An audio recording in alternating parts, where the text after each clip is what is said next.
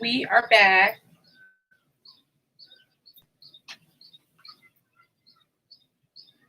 Hey guys, I am here. Obviously, several minutes ago, I tried to launch another video, but it doesn't matter.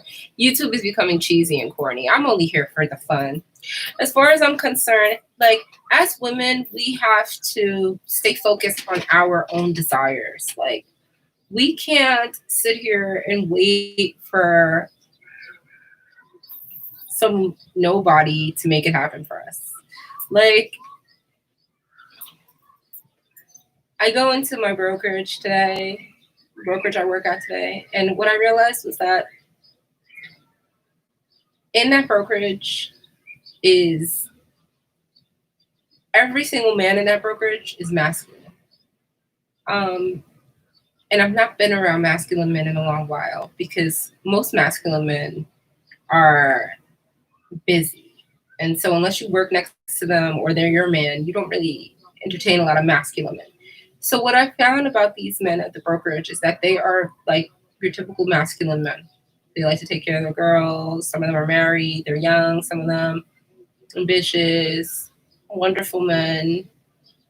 But what I also realized is that sometimes masculine men they have to be taught certain things. Like so, for example, because this is a man's office, you guys have to know when the bathroom is just not acceptable to a woman.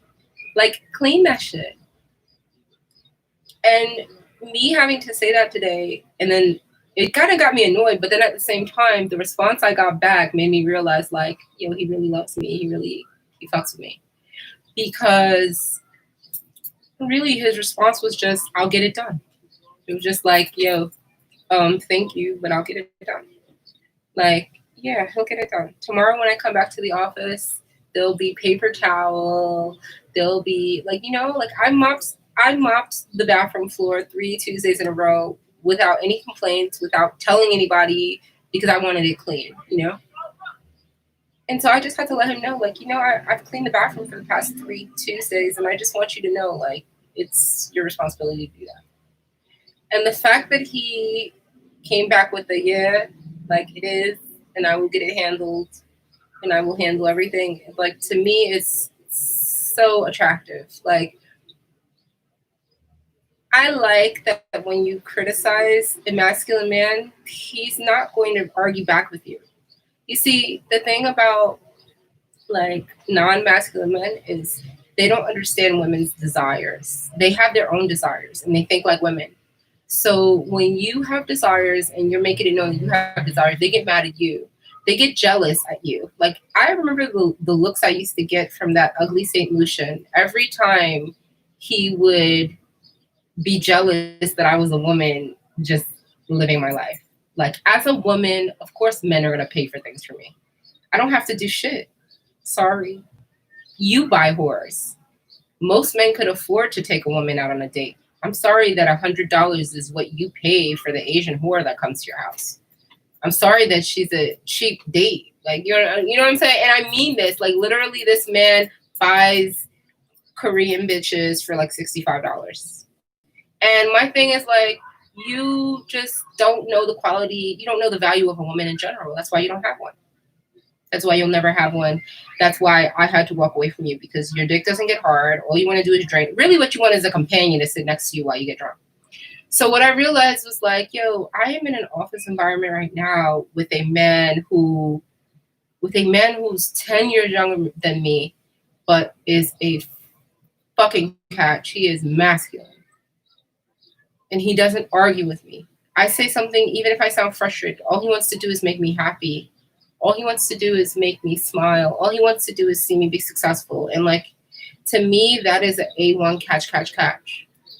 Like, that's a man who, even if, like, yo, I plan on dating a lot of different men. Even if nothing happens with me and this broker, what I like about him is that he always treats me like a woman. He always treats me so nice and so respectful and so kind and so caring. And like he's gonna be someone's catch, you know? And even if we don't end up doing something. It's cool because he's going to help me make so much money that it won't matter. I'll be in a position where I could pretty much step out and freestyle and have all the money I need to just travel the world and meet other ballers. So either way, he's going to help me. And I love that. I love that about him. He literally will, or so he says. We'll see. I know he says a lot of things. We'll have to put it to the test. He says he will personally buy any house that I find below market value. He needs a house. I wonder if he plans on sticking me in it. I live in his house in 5 minutes.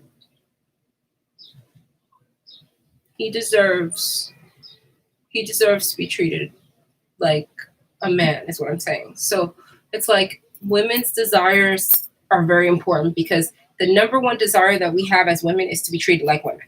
We want to be treated like beautiful women that are coveted and cared for because that is the only way to get what you want as a woman. I don't give a fuck what they have sold you guys, but all this working every day and shit is not going to work. I've been working since 12 years old. No lie. The yellow working paper, the blue working paper. If you're from New York, you know what I'm talking about. And what I'm trying to say is all that working just to end up in the same place, having to suck a nigga's dick to get married, to get taken care of. It makes no fucking difference, is what I'm saying. You'll never have a husband, you'll never have children without sucking and popping and locking. It won't happen. Do you know why? Because men only value beauty. Only. They only, like, literally, I am so gorgeous today compared to how I was. And even, there was a time where I looked just as good as this, but I was maybe like 23. That was another time where I was super gorgeous in my life. There were particular times where I looked the best in my life. I was like 23 at one point, looking the best. And here I am at 33, looking the best. So what I'm saying is that as long as your desires and you stay focused on them, you will never be disappointed. Like, let me tell you how you'll be disappointed. You'll be disappointed when you start following other people's plans. No, girl, just work. Just be patient. No, fuck you. I've been patient and I've been working. And this working shit is bullshit. You know, if I had reparations, and I hate to bring it here because everyone's still protesting and they're all happy about their legislation and the bullshit plans that Cuomo unleashed on New York. They are happy about these bullshit plans, and none of those plans put money in our pocket. Because if I had reparations and I had couple $100,000 that were given to me as an African American, as my coming of age, I would have never went to school. I would have had a record label open already. I started something called Ladies First, a magazine when I was 18 years old. That's how I became incorporated. I would have never worked for corporate America had I had money. I don't want to work for these white people. The only white person I want to work for is my husband. I'm going to suck his dick every day and give him these black children. Other than that, I don't want to work for these white people. I don't. So literally how I feel is like, as a woman, you have to keep your desires right there next to your purse all day, every day, because there are people out here who thirst to suck the life out of you. They want to see you old and broke back and fat, black and ugly. They want that. What they want is they want to see you looking like Mammy. So they could see, oh, there she goes. There goes Mammy. She worked her ass off. Yeah, she worked her ass off. Listen, I love Madam CJ Walker, but she is ugly as fuck. All that money she made and couldn't even take care of herself and beautify herself. The fuck? I idolize her ability to make money. I do. But she was nobody's Sally Hemings. She wasn't the bad. Nobody wants to be her, is what I'm saying. If you're a woman, you can have as much money as you want. You could be Oprah if you want, but nobody wants to be you. If a woman doesn't want to be you, you're failing. If you're a bad, quote unquote, bad bitch with money, and another woman doesn't want to be you, you're failing. Okay? If every man doesn't want to fuck you when you walk in the room, you're failing. If women don't want to be you, you're failing. I walk all up and down this neighborhood. Bitches want to be me. And as far as I'm concerned, I just want to get the fuck out of this broke bitch mentality in New York. This shit, all this shit that they did with all this protesting and shit that was supposed to benefit us. Where are the reparations so I can be a businesswoman and not have to work every day for some white man? So I don't have to put on my beautiful business suit with my tight ass showing to go into some white man's office. Where are the reparations so I can be a free Black woman and choose to sleep with and choose to be with and choose to have children for whoever I want, as opposed to this bullshit that they sell us? Bullshit. As a Black woman, I'm fucking tired. You know why? They're protesting for things that don't fucking matter to me. George Floyd, I don't give a fuck about him. I'm with Candace Owens on this one. I am. You know why? Because that motherfucker pressed a gun to a Black woman's belly where she was about to have a fucking baby, talking about where are the drugs and the money. Get the fuck out of my house, nigga. And this is the reason why I'm telling you guys, as Black women, beautiful Black women, keep your desires right next to your purse. Don't forget what you love. Don't forget the things that are going to give you what you want. Because if you go out there protesting every day, they will have you with dark circles under your eyes, fat hanging off your arms, hair nappier than God knows what, talking about Black power. Okay, well, when the Blacks get power, then I'll come back. I'm a powerful Black person. And it takes a lot to be powerful. It really does, and I'm tired. I would much rather be with Brad than to be powerful and work myself. Yes, sorry. I'd much rather have Brad take care of me. You know what's so crazy? I went to the corner store today, and ordinarily I would say something back to these dirty niggas, but what I decided was that it didn't make sense because they were jealous. They were trying to talk to me in one breath, and then when I said nothing to them, they assumed, well, you see, that's why we're failing, because the white man. No, you're failing because you're standing at a corner store in the middle of the day, not doing a fucking thing with your life. And I'm coming out of my workplace to go and get a needle and thread, and you're trying to talk to me. You see me come out of the white boy. You see the white boy's brokerage that he built? You see me come out of his brokerage, and he's 10 years younger than you, and they built that brokerage. You should be ashamed of yourself. You don't have anything to offer me except for your opinion about what I do. That's right. I love Brad's dick. I'm going to have my half mixed fucking kids. You know why? Because Brad's going to take care of me. I would have your nigga baby too if you had money. I would have your Black baby too if you had money. My father should be ashamed of himself. 9 kids. And he's still living in his mother's house that she bought when she came up here from Jamaica. He's living in my grandmother's house. I don't give a fuck what West Indian. Nigga, go buy a house for yourself. You got 9 kids. You got 3 outside kids, and you've got 6 kids with your children, with your wife, that ugly bitch. My mother's way more beautiful than her. You've got all these children, but yet you have not done a fucking thing for them, talking about your driving to Florida. You know who drives to Florida from New York? Broke niggas. My father's a fucking failure. My mother's a fucking failure. I've got nobody. So literally, I need Brad. I need him. I need him to put me on a level. I need him to elevate me. I need him to show me how to get this bag without having bags under my eyes. I need Brad. Brad has the lifestyle I want.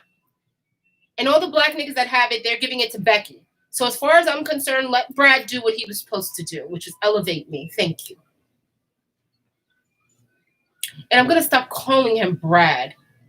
Because Brad Pitt is fine as fuck, and a lot of you niggas wish you looked like him. Lord knows it.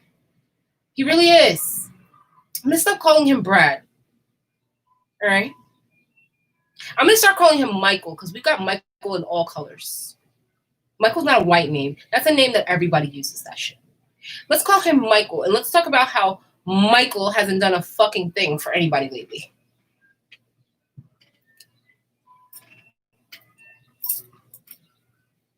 Michael in our community is a nigga who is waiting for a handout.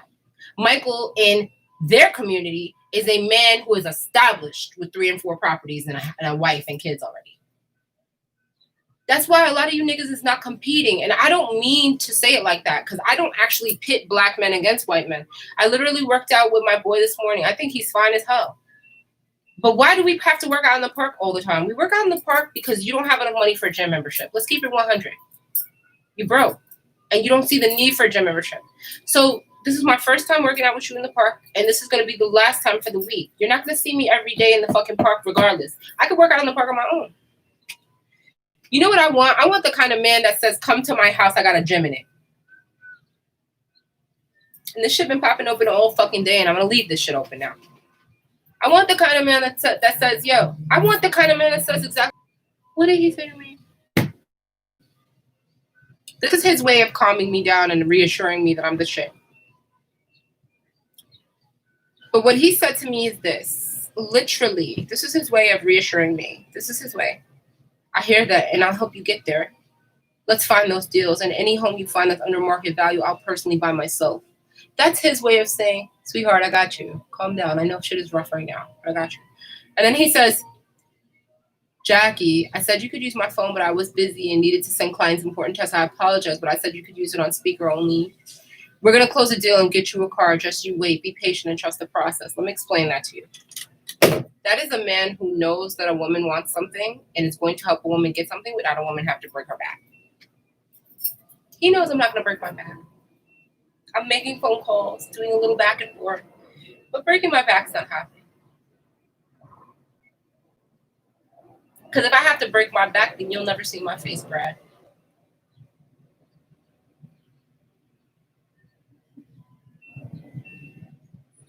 Keeping it real.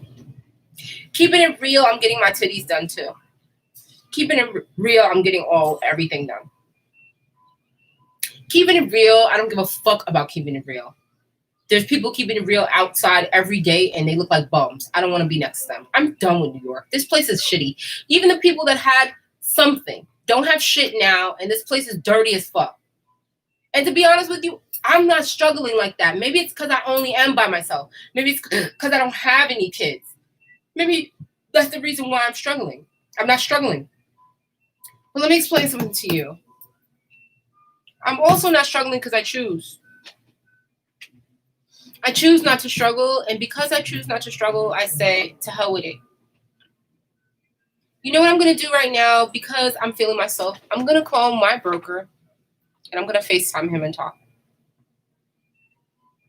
Because think that it's okay to just give your life away and still work every day. You're going to give your whole life away, your body, stretch your body out, give your life away and work every day.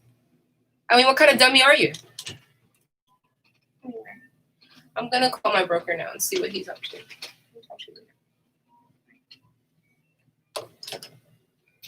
Bye, guys. I'm done.